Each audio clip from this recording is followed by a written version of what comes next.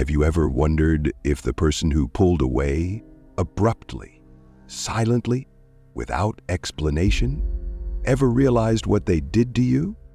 Do they regret it? Do they even think about it? I'm Jim Rohn, and if you've ever been left with more questions than answers after an avoidant partner shut down emotionally or walked away without closure, this video is for you. Because here's the truth no one tells you. Yes, avoidants often know they messed up, but their wiring makes it nearly impossible for them to admit it out loud. Their regret doesn't come in the way you expect. It doesn't show up in a message at 2 a.m. or an emotional apology. It shows up in the quiet, in the memories, in the spaces where your voice used to be. In today's video, I'm going to break down exactly what avoidants feel after they realize their mistake, but can't bring themselves to fix it. We'll talk about why they struggle so deeply with accountability, how their ego tries to protect them from shame, and why emotional vulnerability feels like a threat to their survival. More importantly, I'll walk you through the internal battle they face, the push-pull between wanting to reach out and being terrified of rejection or emotional exposure. This isn't about excusing bad behavior. It's about helping you understand the psychology behind the silence so you can stop blaming yourself and start moving forward with clarity. If you've ever waited for an apology that never came or replayed old conversations wondering if they ever cared, this video will give you answers. And maybe more importantly, peace. So stick around. And if you're someone who values grounded, emotionally intelligent insight into love, healing, and attachment, do me a favor, hit subscribe, tap the bell, and let's dive in. The missing apology, a frustrating hallmark of breakups with avoidant partners. From the outside, it may seem like they don't care. They don't say sorry, they don't reach out. They look calm, maybe even cold. But what looks like indifference is often just emotional self-protection.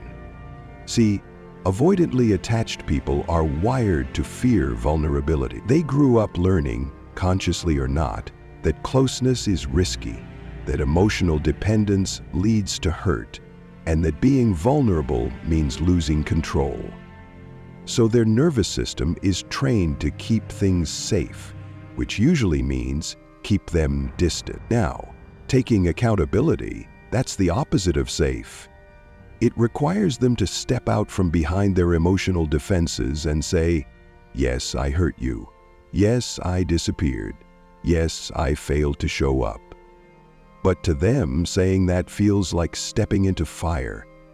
That kind of openness is terrifying because it exposes them to guilt, shame, and emotional responsibility, things they were never taught to sit with. So rather than face that discomfort, their instinct is to deflect, and they do this in all the classic ways. They deny what happened, they downplay the impact, or they blame it on you.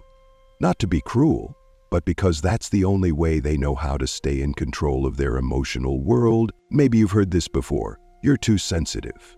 Or, I'm just not ready for anything serious. Or even, I didn't ask you to get attached.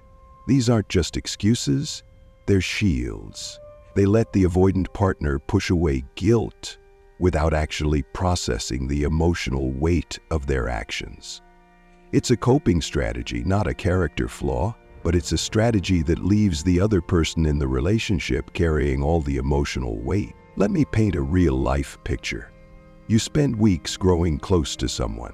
There are long talks, physical affection, even signs they're letting you in.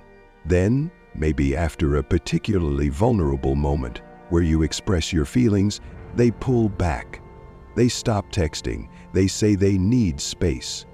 You're left wondering what went wrong when everything seemed so good. But inside their mind, that closeness flipped a switch. It triggered the old survival programming.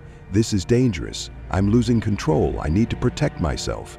And that's when the retreat begins. So even if they realize they made a mistake, don't expect them to handle it the way a securely attached person would. Most avoidants don't have the emotional tools to deal with that realization in real time. Instead, they go quiet, They avoid, they rationalize, they convince themselves it wasn't that serious. Or worse, that you were the problem. And all the while, the regret builds, slowly, quietly, underneath the arm. That doesn't make them heartless, but it does make them emotionally unprepared. They've built their identity around self-sufficiency and avoidance. So to be truly accountable, they'd have to dismantle that structure. And that's a long, difficult road, one they can't be forced down. Until they're ready to do the inner work, accountability won't feel like connection, it'll feel like danger. And that's the core of the struggle. Let's talk about one of the most frustrating questions that tends to haunt people after a breakup with an avoidant partner. Why can't they just apologize? You know they hurt you. Maybe they even know it too. And yet, silence. No, I'm sorry. No message. No sign of ownership. For someone with a secure or even anxious attachment style, this feels confusing, like they're just avoiding responsibility or don't care at all. But the reality is deeper and more complicated. For someone with an avoidant attachment style, admitting fault doesn't feel like maturity, it feels like danger. It threatens the very defense system they've used their whole life to survive emotionally. You see, to them, saying "I was wrong" or "I hurt you" isn't just about being honest, it's about becoming emotionally exposed. And exposure, especially the kind that comes with shame or regret, feels overwhelming and unsafe. Many avoidants grew up in environments where emotional mistakes were met with criticism, rejection, or coldness. So now, as adults, their emotional reflex is to protect at all costs. They would rather preserve their ego than risk being vulnerable, even if that means losing a connection they value. That's why instead of saying "I messed up," they lean into protective narratives. These are mental stories that help them shift blame or distance themselves from emotional accountability. You might hear things like, "You were too needy," or "I wasn't ready," or "This is why I don't get close to people." These aren't necessarily lies, but they're not whole truths either. They're shields. These statements allow the avoidant to feel justified in pulling away without having to deal with the emotional discomfort that comes with admitting harm. Here's a real-world example. Let's say you and your avoidant partner hit a rough patch. You open up and ask for more clarity or connection. Instead of engaging, they retreat. Days go by with little to no contact. When they finally reach back out, there's no mention of what happened. No acknowledgement of your pain, just a casual, "Hey, how have you been?" It's like they hit the emotional reset button and you're left wondering, did they even notice the damage they caused? The truth? Many of them do know. Deep down, beneath the silence and avoidance, they feel the regret. They know they could have shown up better. They might replay conversations in their head or feel a pit in their stomach when they think about how it ended. But the fear of shame and rejection is louder than the voice of regret. That's why so many avoidants stay frozen, stuck between the part of them that wants to repair and the part of them that's terrified of what might happen if they try. For them, apologizing doesn't feel like a bridge to healing. It feels like stepping into emotional danger. And sadly, many wait too long until the damage can't be undone. Now let's talk about the cycle avoidant individuals often find themselves stuck in, because it's one of the most heartbreaking and confusing patterns for both people involved. Here's how it usually goes. The avoidant starts to feel emotionally overwhelmed. Maybe you got too close. Maybe you asked for more consistency or expressed how much you care. To someone securely attached, that's normal relationship building. But to the avoidant, it feels like pressure, like they're losing emotional control. So what do? They pull back. They retreat into silence, distraction, or even end things altogether. At first it looks like they're fine. They might seem totally unbothered, even relieved. But what's really happening is that they're numbing. They've learned to avoid emotional discomfort by creating distance, emotionally, physically, or both. They push you away, tell themselves it's for the best, and try to move on quickly. This is the retreat stage. But here's where the cycle kicks in. Time passes. You stop reaching out, you stop checking in, you start to pull your energy back and focus on yourself, which is exactly what you should do. But for the avoidant, your silence isn't just space, it's a mirror. It starts to reflect something they weren't ready to feel. Regret. Suddenly, the quiet isn't peaceful anymore. It's loud. They might start remembering how you looked at them, the effort you gave, the emotional safety you offered, and in those moments they feel the loss. Not always all at once, but gradually. That's when regret starts to seep in. Now here's the painful part. Even when they feel regret, their nervous system often tells them to stay silent. Reaching out would mean confronting the very emotions they've spent a lifetime avoiding. Shame, vulnerability, the fear of rejection. So they hesitate, they overthink. They watch your stories, reread old texts, think about texting you, but do nothing. It's not because they don't care. It's because caring scares them. And unless they've done the inner work to feel safe in that fear, their default will always be avoidance, even when their heart is telling them to reconnect. And that's what makes this cycle so painful. Because just when they start to feel, they shut it back down. Picture the quiet that follows the avoidance retreat, the space they've deliberately created and convinced themselves is their haven. The initial sensation might be one of release, a feeling of safety in the absence of closeness and emotional weight. Yet, the undercurrent you need to understand is this. Regret isn't a sudden downpour. It's a gradual mist that gathers in the silence, often unnoticed at first. Avoidant individuals don't process emotions in real time the way securely or anxiously attached people do. Instead, they suppress, distract, or compartmentalize. They push uncomfortable feelings into the background and tell themselves stories like, "This is for the best," or "It wasn't that serious anyway." But over time, especially when they're alone, late at night, during quiet weekends, or after a long scroll through your social media, the feelings start to surface. They start to remember things. The way you looked at them when you were fully present.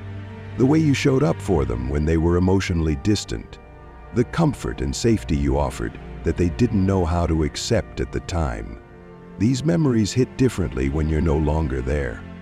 What once felt overwhelming or too much starts to feel meaningful, but now it's gone, and that's when regret sets in. The hardest part? By the time they feel that regret, the relationship has often changed. You've changed. You might have stopped reaching out. You may have gone to therapy, found peace, or even started moving on. You've had time to process, to grow, and maybe even begin healing from the emotional roller coaster. But for the avoidant, this is when the emotional weight finally catches up. And here's the thing.